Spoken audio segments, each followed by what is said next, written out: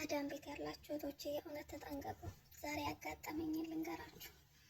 ቆሻሻ ልጥል ስወጣ አጋጣሚ ሁለት በር ነው ያለው መውጫ ማለት ነው። እኔ በአንደኛው በር ወጣሁኝ። ከዛ ግቢው ክፍት ነበረ። ከዛ ልጁ ደግሞ አንድ 3 ዓመት ልጅ ነው። በሌላኛው በር ማን እንደከፈተለት አላውቅም። በዛ በር ይወጣና አይቶኝ ተከትሎኝ ከኋላ ይመጣል እየሮጠ።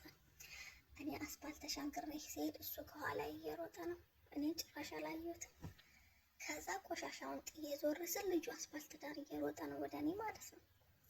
ብታዩ በዛ ላይ ደግሞ ሳውዲ አረቢያ ላይ አዲስ ሕግ ወጥቷል የሚባለው ነገር እውነት ነው ወይስ ምንድን ነው? በተለይ ተጠለብ የጠፉ እህቶቻችንን ኢቃማ እናድሳለን፣ እንደዚሁም ደግሞ አዲስ ሕግ ወጥቷል እያሉ የሚባለው ነገር እውነት ነው ወይስ እንዴት ነው የሚባለውን ነገር አብረን እንሰማለን። ሰላም አለይኩም ወራህመቱላሂ ወበረካቱ። ውድና የተከበራችሁ የተወደዳችሁ የሉት ቤተሰቦች እንደምን አላችሁ? እንደምን ቆያችሁ? እንደምን ሰነበታችሁ? ለዚህ ዩቲዩብ ቻናል አዲስ የሆናችሁ ላይክ እና ሼር ሰብስክራይብ እያደረጋችሁ ቤተሰብ እንድትሆኑ በትህትና ጠይቃለሁ ማለት ነው።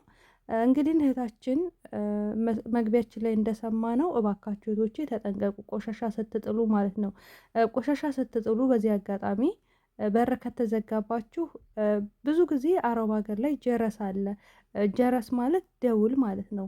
ውጭ ላይ ልክ መብራትና ማጥፊያ እንደምትጫኑት እንደዛ ጫን ስትሉት እቤት ውስጥ ጀረስ ያደርጋል፣ እቤት ውስጥ ደውል ያደርጋል እና ይከፍቱላችኋል። አጋጣሚ ቆሻሻ ለማውጣት ወጥታችሁ በር ከተዘጋባችሁ ጀረስ አድርጉ ማለት ነው። ጀረስ ስታደርጉ በር ይከፈትላችኋል። አንድ እህቴ ቆሻሻ ልጥል ወጥቼ ንፋሱ በር ዘጋብኝና ቁጭ ብየዋልኩኝ። ምክንያቱም ተውስጥ ተቆለፈብኝ፣ መክፈት አልችልም ነበረ፣ ሰውም የለም ነበረ ብላለች ማለት ነው። እና እንደዛ አይነት ጉዳዮች ላይ እህቶች የተጠንቀቁ።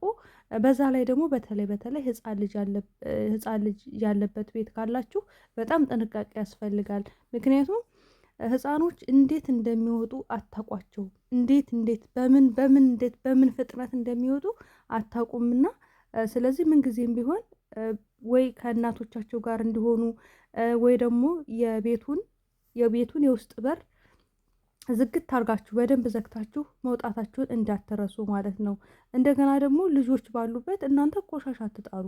ልጆች ባሉበት እናትየዋ ከሌለች አትጣሉ፣ ቆሻሻ ጣሉ ብዬ አልመክራችሁ። ምክንያቱም ቢዘጋባችሁ እነዛ ልጆች መክፈት አይችሉም። እነዛ ልጆች ብትመለሱ ልግባ ብትሉ እነዛ ልጆች ቆሻሻ በር መክፈት አይችሉም ማለት ነው። ስለዚህ ወይ ኤሌክትሪክ ቢጨብጡባችሁ ወይ የሆነ ነገር ቢያደርጉባችሁ እና ችግር ነው። እባካችሁን ተጠንቀቁ ማለት ነው። አሁን እህታችን ቆሻሻ ልትጥል ወጣች። ልጁ ከምን ፍጥነት እንዴት ተከተላት አላየችው። በተለይ ደግሞ ቤታቸው አስፋልት ላይ ነው። መኪና ውስጥ ቢገባስ? መኪና ውስጥ እንዳይገባባችሁና ተጠንቀቁ፣ ጥንቃቄ አድርጉ ነው የምላችሁ። ሌላው ደግሞ ሳውዲ አረቢያ ላይ አዲስ ሕግ ወጥቷል የሚባል ነገር አለ። እሱ ምንድነው? ኢቃማ ብላቅ የተበለቀበት ምናምን ማንሳት ይቻላል። ኮንትራት የጠፋችሁ እንደዚሁ በአዲስ ከፊል ማሰራት ትችላላችሁ። በፊቱ እንዳለ ሆኖ በአዲስ ከፊል ማሰራት ትችላላችሁ ምናምን የሚያሉ ያው ደላሎች ናቸው እንግዲህ ይሄን ብዙ ጊዜ የሚሉት እያሉ ገንዘብ ለመበዝበዝ ተፍ እያሉ ነው ያሉትኝ። በነገራችን ላይ ሳውዲ አረቢያ የወጣ ሕግ የለም። ሲቀጥል ደግሞ እዚህ ሳውዲ አረቢያ ላይ የትኛውም አረብ ሀገር ላይ ማወቅ ያለባችሁ አንድ ነገር አለ። እሱ ምንድነው? እኛ የመጣ ነው በግለሰብ ስም ነው፣ በመንግስት ስም አይደለም። በመንግስት ካምፓኒ ስራ አይደለም የምንመጣው ማለት ነው። ብዙ ጊዜ አረብ ሀገር ላይ የምትሸወዱ እህቶቼ ማለት ነው። እኛ የምንመጣው በአንድ ግለሰብ ሰው ነው። ያ ሰው ለሰራተኝነት ፈለገን፣ ያ ሰው ብር ከፍሎ አመጣን። ስለዚህ እኛ ተኮንትራት ጠፍተን ወይም ደግሞ አንፈልግም ብለን ወይ ቤቱ ሳይመቸን ቀርቶ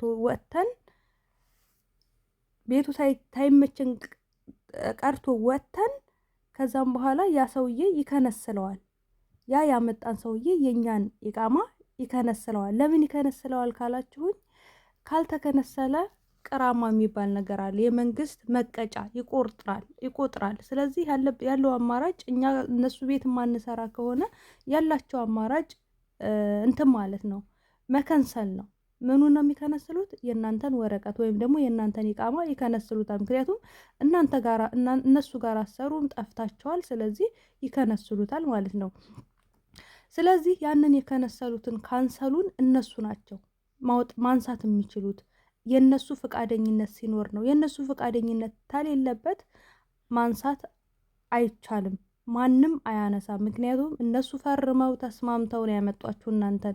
ስለዚህ ማንም ተነስቶ ኢቃማ ጠለብ ከሆንሽ ኢቃማሽን ማደስ ትችያለሽ፣ ጠለብ ተሆንሽ ኢቃማ ማሰራት ትችያለሽ ቢላችሁ ከኮንትራክት ጠፍታችሁ እንዳትታለሉ፣ ገንዘባችሁን እንዳትበሉ በሜዳ ላይ ማለት ነው። እና ጥንቃቄ አድርጉ። ምንም የወጣ ህግ የለም።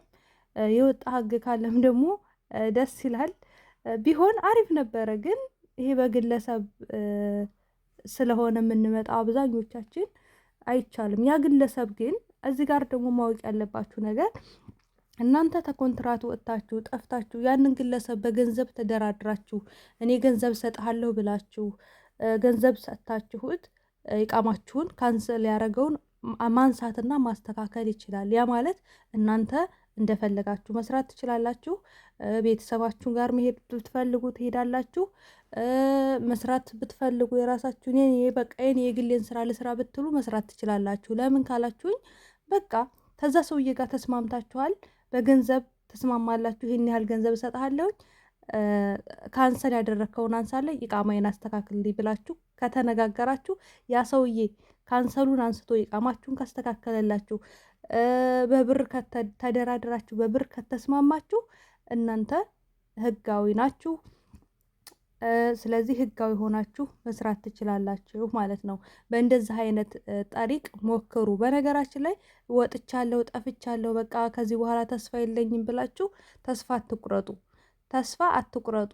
ሞክሩ፣ እድላችሁን ማለት ነው። ሞክሩ። በተለይ ደግሞ ሰዎቻችሁ ጥሩ ከሆኑ አናግሯቸው። ምናልባትም ልባቸው ራርቶ ልባቸው አዝኖ ሊያስተካክሉላችሁ ይችላሉ። አንዲት እህቴ አስተካክለውላታል። ጠየቀቻቸው፣ ይቅርታ አለቻቸው። ይቅርታ አድሱልኝ፣ በቃ ካንሰል ያደረጋችሁትን ወይም ደግሞ የበለጋችሁትን አንሱልኝ እና እኔ ህጋዊ መሆን ነው የምፈልገው እና ብላ በገንዘብ ተደራደረቻቸው። ከዛም በኋላ የሚፈልጉትን ገንዘብ ሰጠቻቸው። ኢቃማዋን አስተካከሉላት ማለት ነው። እና አሁን ሀገር ልትገባ ነው። እንደዚሁም ደግሞ ሌላም እንደዚሁ ሌላም የኔ ቅርብ ጓደኛ የሆነችም እሷም እንደዚሁ ተኮንትራት ጠፍታ ይቅርታ አለቻቸው። ደወለችና ይቅርታ እኔ እንትን አላልኩም፣ እኔ ኢትዮጵያ አልገባሁም። እሷ ደግሞ ከኤርፖርት ነበር የጠፋችውና እኔ ይቅርታ ኢትዮጵያ አልገባሁም፣ ስለዚህ ምን አድርጉልኝ አለቻቸው። ኢቃማ አድሱልኝ። ኢቃማው ስላልከነሰሉት ኢትዮጵያ ልገባ ነው ብላ ነው ከኤርፖርት የጠፋችው እና ይቅርታ ኢቃማውን አድሱልኝ፣ እኔ ኢትዮጵያ አልገባሁም፣ ዋሽቻቸዋለሁ አለቻቸው፣ ደውላ ማለት ነው። ከዛም በኋላ እሺ በቃ አንቺ ብቻ ሰላም ሁኚ ብለው አደሱላትና አሁን ወደ ኢትዮጵያ ልትገባና ቤተሰቦቿን አይታ ልትመለስ ነው ማለት ነው። ስለዚህ እህቶቼ ህጋዊ መሆንን የመሰለ ነገር የለም። ስለዚህ የአረብ ሀገር ህይወት ቢጠቅምም ባይጠቅምም ዞሮ ህጋዊ ስትሆኑ ደስ ይላል። ህጋዊ ስትሆኑ እንደ ልባችሁ ወጣ ስትሉ ለራሱ አትጨናነቁም እና ደግሞም ስራም አታችሁ አታጡም ህጋዊ ስትሆኑ ማለት ነው። እና ጨክናችሁ እንደዛ አይነት ኬዝ ያለባችሁ እህቶቼ ጨክናችሁ ጠይቋቸው፣ ሰዎቻችሁን እንዲያድሱላችሁ ጨክናችሁ ጠይቋቸው። ምንም አይሏችሁም፣ አይዟችሁ፣ አትጨናነቁ እላችኋለሁ። ለዚህ ዩቱብ ቻናል አዲስ የሆናችሁ ላይክ እና ሼር ሰብስክራይብ አድርጉ እና ሳውዲ አረቢያ ላይ በጥቅሉ የወጣ ምንም አይነት አዲስ ህግ የለም፣ እንዳትበሉ። ዛሬ በላተኛው በስቷል፣ በዛም በዚህም በላተኛ ነው እንደ ፓራስታሞን እየታዘዘልን ያለው ማለት ነው። እና ተጠንቀቁላችኋለሁ። በሌላ ቪዲዮ ተመልሰን እንገናኛለን። ውዶች ማሮቼ፣ ሰላም አለይኩም ወራህመቱላሂ ወበረካቱ። ባይ ባይ።